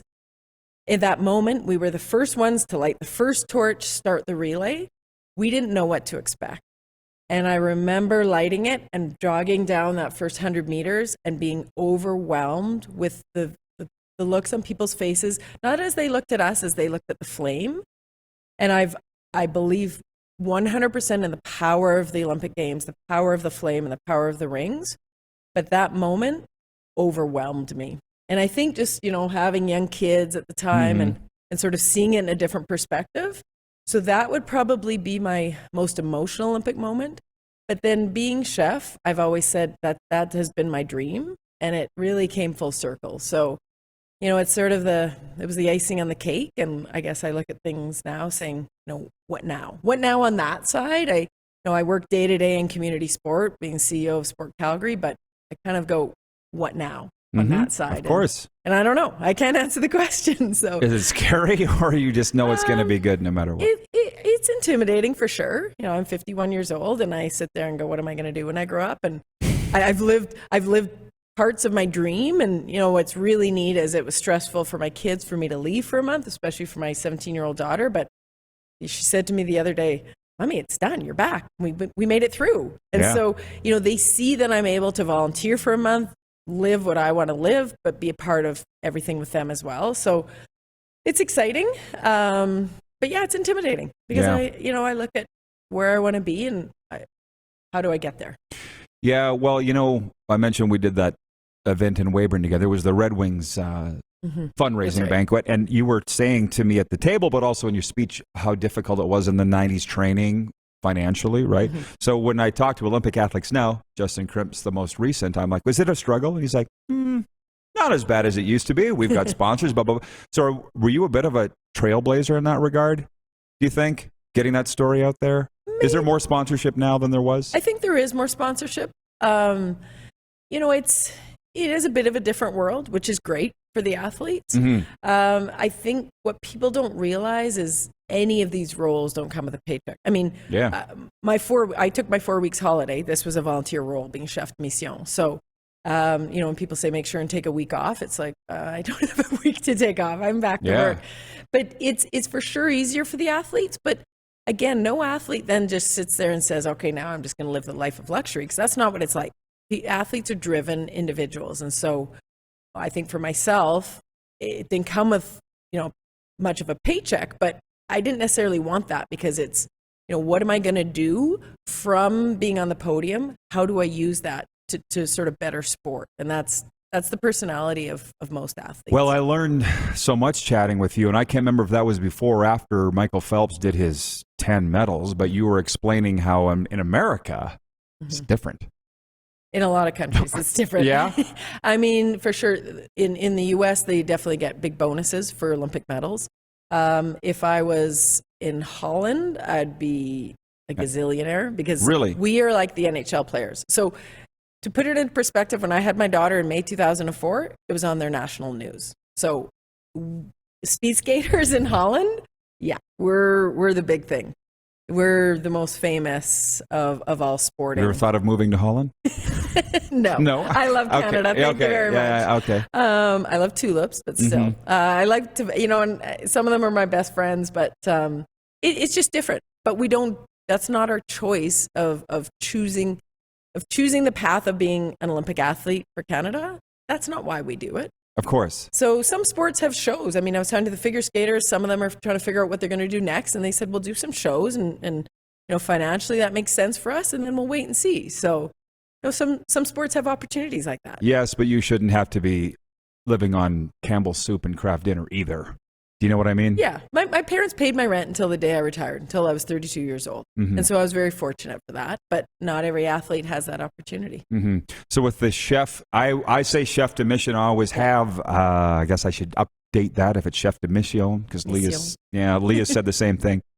What is that job? So it's leading up. And you apply for the position. Leading up, it's sort of the spokesperson, the leader, the front and center.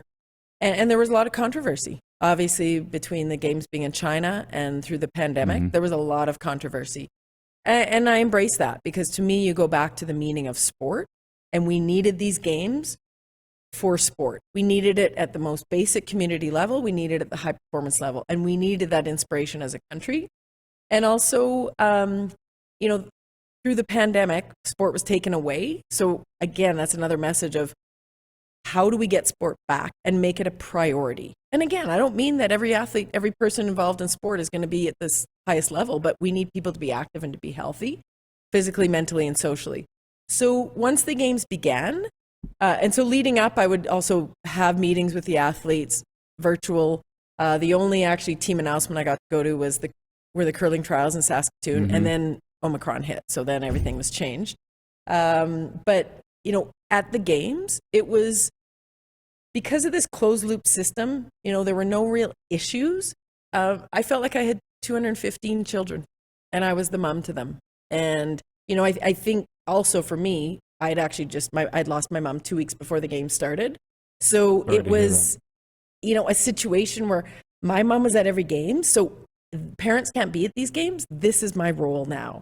And That's a good way to look at it. Well, hey? it's the way it was. And literally athletes, like I would look at a schedule the night before and I'd be like, okay, I can take the train here. And I would get to all 3 clusters and I'd be at 5 or 6 events. And literally athletes were like, wait, we just saw you in Zhengzhou. You're everywhere. Wait, you were in Yanqing. How are you here?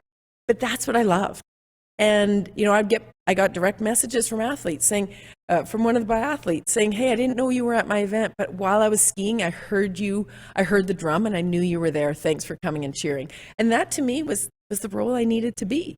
And it was like, again, full circle. I said I would never get the Olympic rings tattoo until I was chef de mission. I got it 2 months before the games. Wow. And that's how much it meant to me. Awesome. I love that. Can you stay for 10 more minutes? I can One stay more quick segment? I'm not going till 3 o'clock to Lethbridge. Okay, I got a couple things I want to ask you. We'll be right back with Catriona Le May Doan, 3-time Olympic medalist. You're watching the RP Show from Grey Eagle Resort and Casino on Game Plus Television, YouTube Live, and 24-hour sports radio at rodpedersen.com. Have you subscribed to the Rod Pedersen Show YouTube channel yet? Head to youtube.com/The Rod Pedersen Show now.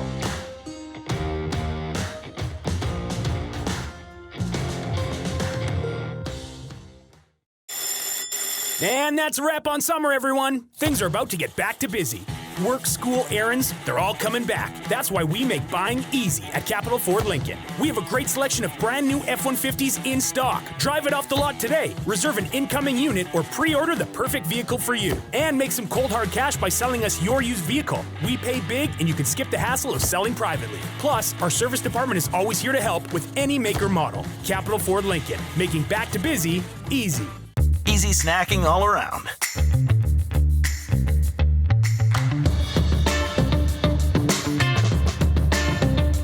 Something everyone can love. You might not be injured if you slip and fall, or you might injure your back in a way that causes nerve damage or partial loss of mobility. Take safer steps with WorkSafeSask.ca. Is it time to take your event online? Bring it to IKS Live. We've got a fully customized virtual event platform with remote guest support for your next fundraiser, talk show, conference, performance, and more. IKS Live offers live streaming to Facebook Live and YouTube and pre-recorded capabilities, both in our studio with green screen available and on location with pre-production and post-production services. Visit us at ikslive.ca. Grey Eagle Resort and Casino.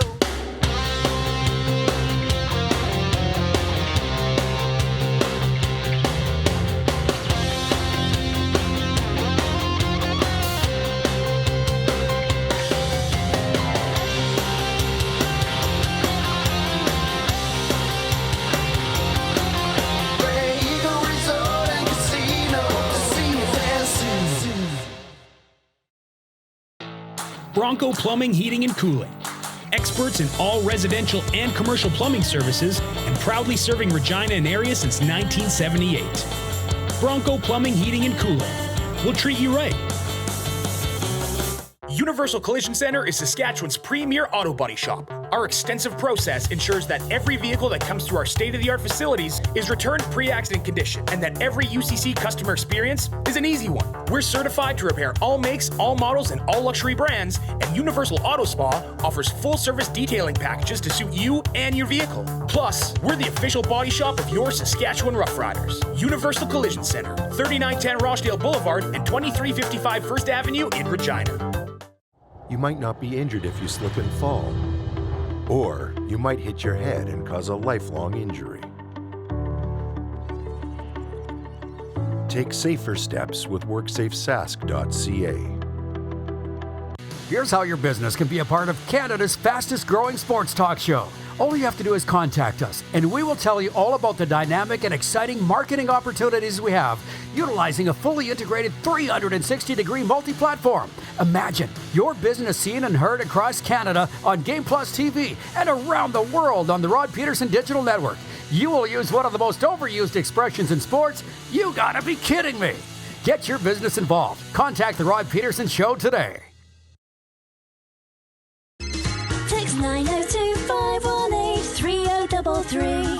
902-518-3033. Pick up your phone and text RP, that's Rod Pedersen. Text 902-518-3033. Grey Eagle Resort and Casino, the place to be, Calgary's entertainment destination. By the way, this week we are giving away tickets to, what is it, Moose? Air Supply March 18th, Foreigner March 20th, right here in the Event Center. Are you a fan of those iconic bands? Both of them? How could you not be? Maybe it won't even be a contest. Maybe we're going to give them to Catriona and her family. People are seeing Air Supply, Foreigner, they want to go. Not to mention Jeff Foxworthy on May 28th and comedian Tracy Morgan coming here, the Buddy Holly tribute. So go to the Grey Eagle website. This is Calgary's entertainment destination, and we're so pleased to have Catriona Le May Doan come down.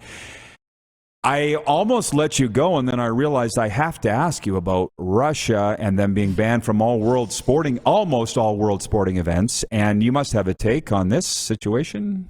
A take? An opinion? An opinion? However. Yeah, very frustrating. I don't get into social media debates until some people say, oh, you can't win unless you're doping. And Marnie McBean and I, we will fight that one to the death because we're proof that you can win clean. So the fact that, it was very frustrating in China, the situation with the figure skating, the situation that they're called the Russian Olympic Committee, yet they're not supposed to be under Russia. That'd be like us being called the Canadian Olympic Committee. So the steps need to be stronger on the sporting side. They need to discipline the athletes. There needs to be repercussions for cheating. And so, people say, well, it's unfortunate because athletes that are clean or aren't doing anything bad are being punished, but you are under the country flag of Russia. And so that's the consequence. So things need to happen on that International Olympic Committee level. And everybody says it, even at the closing ceremony in Beijing at the Olympics. The top two in the 50K, and that ceremony is always done at the closing ceremony. The gold medal, silver medalists were from Russia, and they had their flag pinned to their sleeve. Why is that even allowed when billions of people are watching? So it's frustrating. So yes, I have an opinion on it. Well, sports is, although it seems vast, it's kind of a small community. And I've had a lot of friends that have coached, officiated, obviously participated at the Olympics, and the stories that I hear, especially on the judging side of the opportunities for bribes offered. That's a whole other thing, right? That's Summer Olympics. That was boxing. You must have been happy that you were just competing against the clock. Yeah. And you know what? I truly believe that everybody I was racing against was clean. People said I was naive. And I said, well, if they are dirty, I just proved that you can be clean and beat them. So there you go. Makes winning better, right? Yeah. And, I just last night was starting to watch Icarus with my 17-year-old daughter because they were talking about it within her ringette team and within social studies with what's happening in the Ukraine and Russia. And so we were watching it, and she was just flabbergasted that something like this could go up to such a high level of politics. And so, you know, we've made sure, and I love working with the Canadian Olympic Committee, but knowing that anybody who is involved in the Sochi Games, I will never be involved with anybody, whether they're Canadian or not. If they were involved in those games from that Russian side, no. Do you support your friend Wayne Gretzky and those that say Russia should be banned because of their invasion of Ukraine from world events? You support that? Well, probably. What I support is that Russia as a whole, sporting and everything else, there needs to be consequences. The sporting side has not had the discipline that they deserve because they continue to get caught in doping situations. So how will it make a difference? Is that by banning all Russian sports, perhaps, which was talked about before and not really done. So, you know, any sort of discipline, you kind of go, oh, okay, well, that's all right. No, people need to be disciplined. There needs to be respect. And so as soon as there's a lack of respect for yourself and for others, and that's where it's at right now on the sporting side from Russia. Great answer. Now, before I let you, no, I'm serious, man. I haven't thought of it that way. It's very well thought out. I don't know if you probably didn't know I was going to ask you about that. I did not. So thinking on your feet. Now, the drum. Yeah. Tell me about this. Well, you know, and I brought it because I read social media. I looked at it and people said, is she going to bring the drum? This was a gift from Chief Wilton Littlechild, who's an honored member of Canada Sports Hall of Fame. And it was a beautiful ceremony. And you know, the fact that I'd actually just lost my mom a week before and she had taught in Saskatoon at a 99% First Nations school. It was just, you know, and Willie was just, he was very, it was beautiful.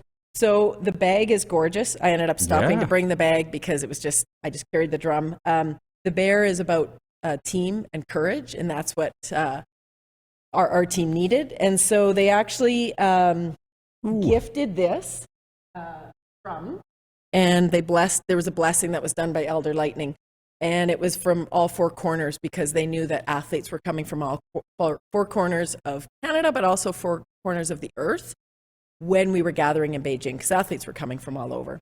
So I took this drum everywhere, and I took a photo that it was at every single venue. I used it so much that there might be a little bit of duct tape on the inside.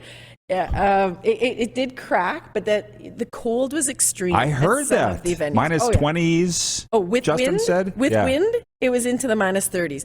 At cross country and biathlon, my goodness, those athletes are so tough anyway. And then in that weather, but you know, this drum and people heard it on TV and they said, okay, we know that. And so Chief Willie had said, this is going to be the heartbeat of all people.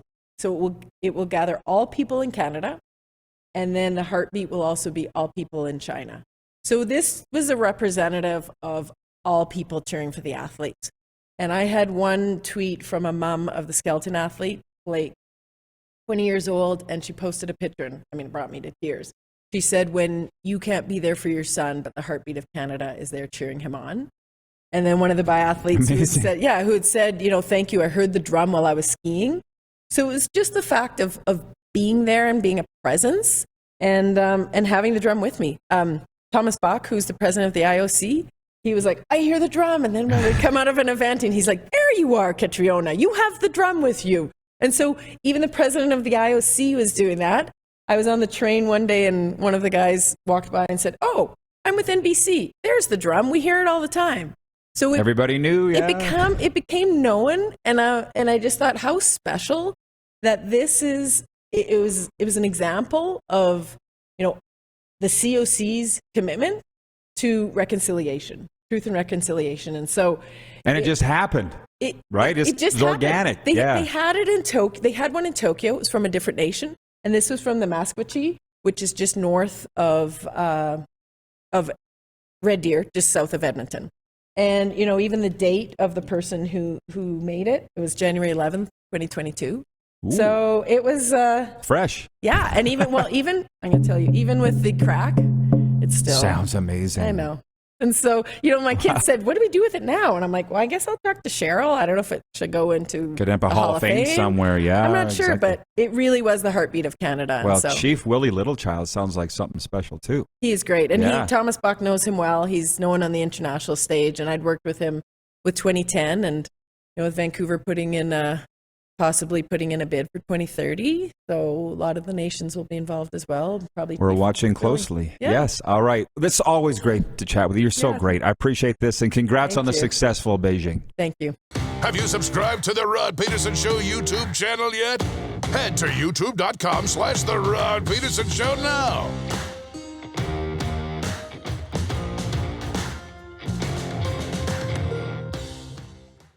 You might not be injured if you slip and fall, or you might fracture your wrist, resulting in a lifetime of painful arthritis.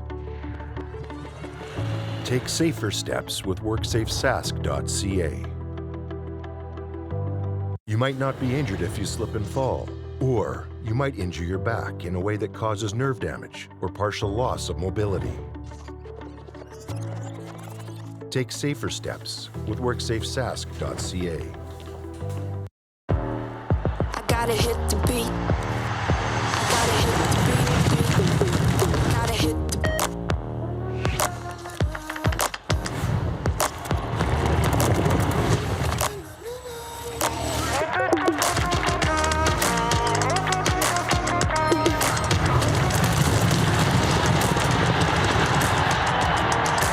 Download Dark Horse Bets today. beat. I gotta hit the beat. And that's a wrap on summer, everyone. Things are about to get back to busy. Work, school, errands, they're all coming back. That's why we make buying easy at Capital GMC. Reserve your brand new truck or SUV today. Check out our great selection of in-stock GM certified pre-owned trucks and make some cold hard cash by selling us your used vehicle. We pay big and you can skip the hassle of selling privately. Plus, our service department is always here to help with any make or model. Capital GMC, making back to busy easy. Nestled in the scenic Qu'Appelle Valley, just 20 minutes northwest of Regina, is one of the finest golf courses in all of Saskatchewan, the Deer Valley Golf Club. The clubhouse has a full-service restaurant, and customers can enjoy a casual dining experience with spectacular views of the golf course and valley. A fully stocked golf shop, staffed by PGA of Canada professionals, is equipped to meet all of your golf apparel and equipment needs. Book your tee time, family event, or corporate tournament today at the Deer Valley Golf Club. Call 306-731-1445. Does this look familiar? Your fans deserve an incredible arena experience. It's time for an upgrade. Stunning graphics. Revenue opportunities are just the beginning with our in-venue display systems and scoring technology. Let us help you find the best solution for your facility. EDG, always delivering the best fan experience. Bronco Plumbing, Heating, and Cooling. Experts in all residential and commercial plumbing services and proudly serving Regina and area since 1978. Bronco Plumbing, Heating, and Cooling. We'll treat you right. Easy snacking all around.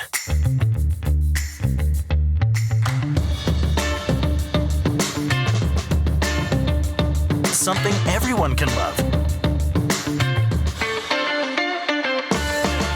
Here's how your business can be a part of Canada's fastest growing sports talk show.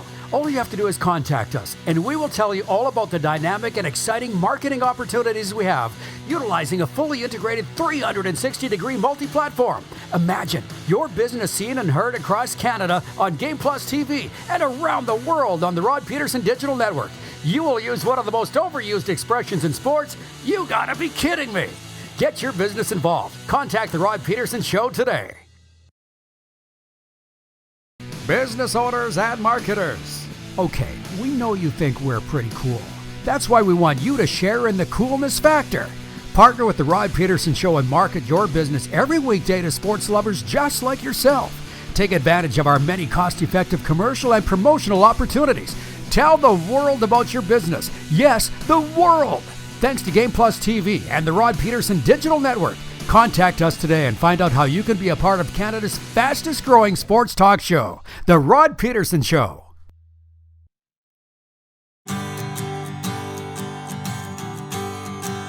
Flying now, and I said, here we go. All right, we're back live. Grey Eagle Resort and Casino. The event center is the place to be tonight. Tom Cochrane performing, kicking off an Alberta weekend. And yes, ladies and gentlemen, we do have the rock legend with us here at the Stage Bar at Grey Eagle. Tom, thanks for showing up, man. Good to see you. Good to see you too, man. How's your day going on game day? The day's good. Game day is busy, as we were talking about off air. I've been driving across the country, and everybody should do that a few times. I've done it hundreds of times, but only a handful of times on my own, and it's been quite the experience. Harrowing sounds. Well, we ran into a bit of snow west of Swift Current, like we were talking about, and so. But it's been. I just love this country, and I love driving across it. It's one of the great blessings of what I do, is I get to see the country a lot and get to know the people from one end, from Newfoundland all the way out to Vancouver Island. Of course, to me, I'm a prairie boy, and Alberta's been my, feels like my de facto home. Yeah, me too. The gal I'm with now is Albertan, and it's been so supportive of me and the band over the years, Red Rider. Can I ask you, though, about your U.S. imprint? Because we're on the radio in Atlanta, and the guy running the ship down there, Ryan, wrote, he goes, Tom's not late. He's on rock star time. They're all aware of you down there, too. How many shows you done down there over the decades? Hundreds? Thousands, yeah. Thousands? I mean, but America, let's be candid here. I'm semi-retired, or maybe. Yeah, sounds like it's 17 shows in 20 days. We're going to do 45 shows before the end of the year from April, from when things open up. But I really don't, the last shows I did there, we did New York, Boston, Chicago, the wineries, and they're great little venues. They're great little theaters. New York Winery, Boston, and Chicago, and they're all affiliated, and I think they've opened up a bunch more. But I really don't need to go down there these days. I mean, obviously I got a ton of radio support, and hi to my friends in Atlanta, and because you guys helped Lunatic Fringe break. It was one of the breakout markets for Fringe back with Red Rider, and so I get enough up here. Yep. We'll go down, we'll do the occasional gig, usually closer to the border, upstate New York, and then maybe north part of Washington and all that, but this is enough. And coming out of COVID, I had some obligations prior to COVID that we had to carry on with, and so we added those to a bunch more shows. So probably next year I'll maybe do 30 through the whole year, right? Corporates included. So I mean that's enough for me. I enjoy still writing, and I got some songs that I got to get off my chest, and we're going to release Neruda Plus next year on vinyl. So we'll probably tour that and play majority of the songs off Neruda, plus obviously add, there's going to be some live stuff. There's live from the Trocadero in Philadelphia and things like that off on the record. And that'll be on the vinyl, but we'll also add a couple of supplementary new tracks to the vinyl. So I think people enjoy that, and I'm definitely looking forward to that, because Neruda is the favorite record I ever made, in terms of as a writer, as a body of work. So I love that record. But I got to ask you about, obviously, Mad World. And Tom, I'm a huge Letterman fan. So I got to ask if, the greatest day of your life, it felt like it was for me, was Letterman coming out to the front of the stage and opening his monologue with, you know what I'm just going to say, Life is a highway. Yeah. I want to ride it all night. I was like, my jaw was on the floor. What did that do for your career? Or had you had huge moments before that? Yeah, I had huge moments. I mean, that and Jay Leno. I mean, I've been on Jay Leno 3 times. And your song was number 1 in the world at the time. What did that feel like? Yeah, it was incredible. I mean, the song is a tour de force. They just got this Cultural Impact Award from SOCAN, who are the people that collect our money for us as artists, because of the impact that Life's a Highway's had. So it's almost it's a song that, people come up to me and say, are you pissed off Rascal Flatts stole the song from me? I say, I wish they'd steal some more. I love those guys. And they help put a lot of tanks of gas in the tour bus. Right. So it's and pay for a house in Austin and stuff like that. So I mean, I've been very blessed and very lucky, and that song is a song that keeps giving, and it makes people happy. We bring a lot of joy through our shows. Mm-hmm. So that song alone is to me that song that just lights everybody up, and the energy you get back from the audience is phenomenal. So it's just a real pleasure to be the excuse the pun, the vehicles to deliver that message and that positive conduit, energy. same word, yeah. And it's funny because my phone's been blowing up, Tom, since the viewers saw you were coming on, and Rich Sutter called me, and he goes, "You gotta ask Tom if he remembers playing on a balcony in Kelowna at Bob Bourne's golf tournament." Yeah, I sure do. Big league. You said it hadn't been released yet, and you played it acoustic for him. And by the way, so Letterman, the first time on Letterman, we did Big League, and I'm talking to the band to my right. And, of course, he comes out, and I swing around. I hit him in the gut with the guitar stock. I don't know if you ever saw that, and he doubles over. I don't remember that. I was still stunned. But, no, the Bob Bourne tournaments, man, I played in about 5 of them. My good friend Rick Montgomery kind of set that up and was the conduit for having me out there. So Kelowna is just an amazing place. I mean, the whole interior, Kamloops as well. And I just love it. I'm going to enjoy doing these shows in Cranbrook and Trail just acoustically with Bill Bell. But yeah, say hi to him for me. And everybody that used to come out to the Bob Bourne. There were great tournaments up there in Gallagher's Canyon, and we did raise a lot of money for charity. And it was the Islander guys. It was a lot of all the Islander guys. They were hot then. Yeah, Clark Gillies and all those guys came out. It was great. Butch and everybody, yeah. Oh, that was a great time. But I got to say, Tom, it's obviously an honor. Anybody interviews you, it's an honor for them. But for me, 30-plus years calling games in the CFL and junior hockey, your songs were always echoing in the arenas. And when we won, they'd play Victory Day, so you're associated with good feelings. How does that feel? Like there's like a sports theme through your musical career. It's funny because, it's professional sports are still playing a lot of the because they're good rewind stuff, right? Yeah, the classic stuff. So great songs. I mean, stand the test of time, right? And they impact people. I mean, we get a lot of, especially in the festivals in the summer, a lot of kids coming out to the shows, and obviously they've been indoctrinated through the music by radio play, but their parents and their brothers and sisters, and so it's pretty cool when I heard it at the end of the Leafs game, the one they won. Yeah, right. They hadn't won in a while, but Philly, at the end of the game the other night. What'd they play? Big League or no? It was Life's a Highway. What? Yeah, but Big League used to. Big League, and I'd still have to defer to Stompin' Tom though with the ultimate classic hockey song. But I think Big League in terms of message and storyline is on a different level than that. John in Edmonton wants to know who your favorite NHL team is and CFL team. I'm in Calgary.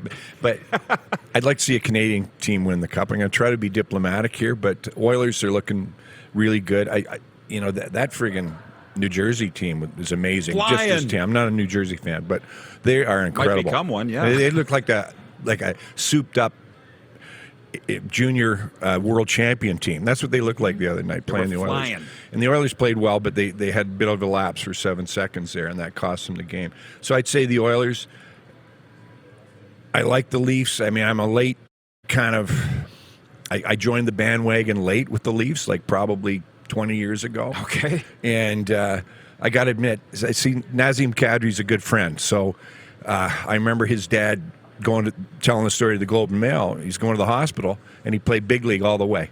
My boy's going to play in the Big League. And that really impacted me. Major anthem. It gives me anthem. chills now, because they were immigrant family, and to them they wanted to be great Canadians. Part of it was my boy's going to be a hockey player. I'm going to, and look at him now. Look what he's doing for the Flames. Stanley Cup champion too. Yeah. My last question for you: are you familiar with the Grey Cup halftime controversy right now? That we're 16 days from the game and they haven't named a halftime act. No, and by the way, I got to say the Bombers. Being in Manitoba, of course, I figured. I grew up watching Leo Lewis and Kenny Payne, and there's a lot of people. Still legends. You probably don't even remember. I just know there's a statue of Kenny Payne in front of the stadium. Yeah, That's all I've seen of Kenny Payne. Yeah. But 1994 Grey Cup, the halftime act was a guy named Tom Cochrane, one of the greatest ever. BC Lions, Lou Pasaglia, last-second field goal to beat Baltimore, right? Yeah, it was amazing. Your set list was one song. Yeah. Life is a Highway. I thought we played a couple of songs. What says, Wikipedia. I thought says we one played 4. song. Probably. I thought we played 4. That must have been cool. And that was indoor. That was very cool. Yeah. That was a first and only. That's what I'm going through Grey this. Cup with an American team. Was it? Well, the next year Baltimore won in Regina That's over. right, yeah, of course. But it was your one and only. Yeah. Grey Cup? Yeah. Well, no, we played Grey Cups. We did. No, we didn't. Like a game? No, I get confused. The internet isn't always right, Tom. I know. No, we've done a lot of CFL, but we've done a bunch of halftime shows. Regina, Edmonton. We opened the season last year. Was it last year or the year before? Last year. Yeah, that was. And Winnipeg, we've done a couple, so I get confused which ones were. It's all good, but games football works perfectly for concerts at halftime. It's perfect. Yeah. So listen, I promised your guy we'd let you get out. I'll see you tonight. Okay, brother. Thanks good. for the time. Yeah, come on Appreciate back. it. All right. Come on Well, back, we have a will. beer. Absolutely. Tom Okay. Cochrane, the great. Good to see you. Good to see you. Nice to meet you. Thanks for everything. Hey, everything. my pleasure. Thank you. Have you subscribed to the Rod Pedersen Show YouTube channel yet? Head to youtube.com/The Rod Pedersen Show now.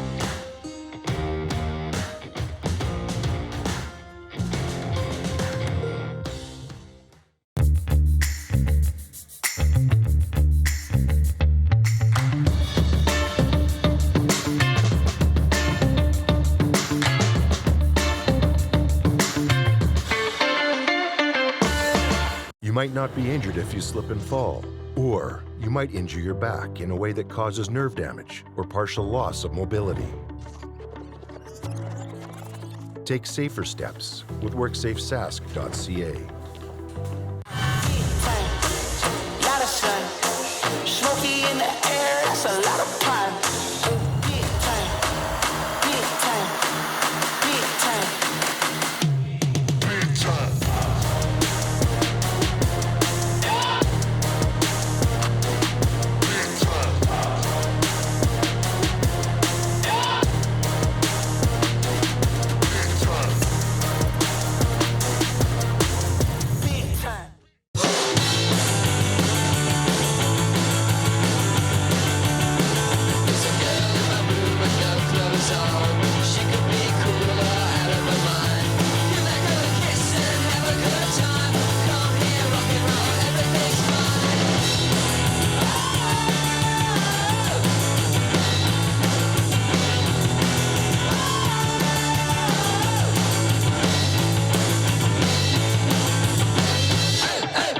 You might not be injured if you slip and fall, or you might injure your knee, leading to joint damage or even a permanent disability. Take safer steps with WorksafeSask.ca. Bronco Plumbing, Heating, and Cooling. Experts in all residential and commercial plumbing services and proudly serving Regina and area since 1978. Bronco Plumbing, Heating, and Cooling. We'll treat you right. People donate blood for moments like this. But there are lots of reasons why Canada's Lifeline needs donors every day. Like the fact that someone with leukemia can need up to 8 units of blood a week. Or that donated blood lasts no longer than 42 days. Or to help new moms and babies, like Henry. There's lots of reasons to donate blood. That's why we need donors every day. The need for blood is constant. Join Toyota and our Toyota dealers in supporting Canada's Lifeline. And that's a wrap on summer, everyone. Things are about to get back to busy. Work, school, errands, they're all coming back. That's why we make buying easy at Capital Ford Lincoln. We have a great selection of brand new F-150s in stock. Drive it off the lot today. Reserve an incoming unit or pre-order the perfect vehicle for you. And make some cold hard cash by selling us your used vehicle. We pay big and you can skip the hassle of selling privately. Plus, our service department is always here to help with any make or model. Capital Ford Lincoln, making back to busy easy. Business owners and marketers. Okay, we know you think we're pretty cool. That's why we want you to share in the coolness factor. Partner with the Rod Pedersen Show and market your business every weekday to sports lovers just like yourself. Take advantage of our many cost-effective commercial and promotional opportunities. Tell the world about your business. Yes, the world. Thanks to Game Plus TV and the Rod Pedersen Digital Network. Contact us today and find out how you can be a part of Canada's fastest-growing sports talk show, The Rod Pedersen Show. Here's how your business can be a part of Canada's fastest-growing sports talk show. All you have to do is contact us, and we will tell you all about the dynamic and exciting marketing opportunities we have, utilizing a fully integrated 360-degree multi-platform. Imagine your business seen and heard across Canada on Game Plus TV and around the world on the Rod Pedersen Digital Network. You will use one of the most overused expressions in sports. You gotta be kidding me. Get your business involved. Contact the Rod Pedersen Show today.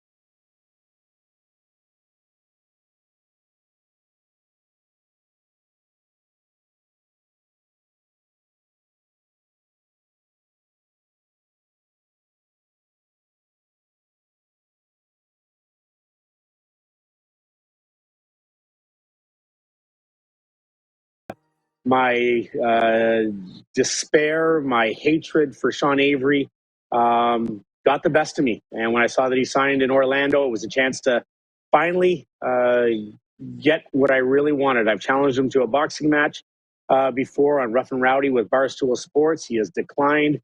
He's called me fat, a swollen sponge, and I thought this was a chance that he wouldn't be able to avoid me. I signed with a team in that division. Unfortunately, it did not come to fruition as he was cut a couple days in, probably because George Larac said he was going to come back and beat the crap out of him too, but it would have been fun. I can promise you that. So how close were you? Obviously, I was on the edge of my seat, and I know that you can play, and I know that you can beat him up. How close do you want to divulge the team? Like, okay, why did he get cut 2 days after they signed him? What happened there? And again, so how did that affect your life? Yeah, I can't speak for the Orlando Solar Bears, but I had seen him skate a few weeks earlier, so I wasn't very worried about keeping up with Sean Avery, as it didn't look very pretty. And I try to keep myself in the best shape I can. And once I saw that he might be coming back, obviously I amped that up to an absolute whole level, trying to train 3 times a day and putting this 48-year-old body through rigorous workouts, which normally consists of just watching TV. How close was I? I was pretty close. It was one of 3 teams in that division. I don't want to really say the teams because I don't think it's fair to some of the guys that, you know, that maybe that team was looking at me to come in. And it wasn't for me to take a spot from any of the young guys or anything of that nature. It would have been a 10th forward. I probably would have played a couple shifts in that game, and hopefully that would have ended in a couple fights with Sean. So I'm guessing he just wasn't good enough. He wasn't fast enough. But yes, it was very close. I was talking to 3 teams and it was more of schedule that made sense, because I only wanted to sign for a team that it was going to sell out their building at home. That's why it made sense for them to sign me, revenue based thing, and create some excitement, I think. But it was all about schedules that it was coming down to, when I could play him and when it would be at home for that team. Well, the interesting thing, Barney, just so you know the Western Canadian perspective of this whole thing, I'm out here in Calgary, and I've gone to NHL, WHL, Junior A, university hockey games. What do you think they were talking about? This!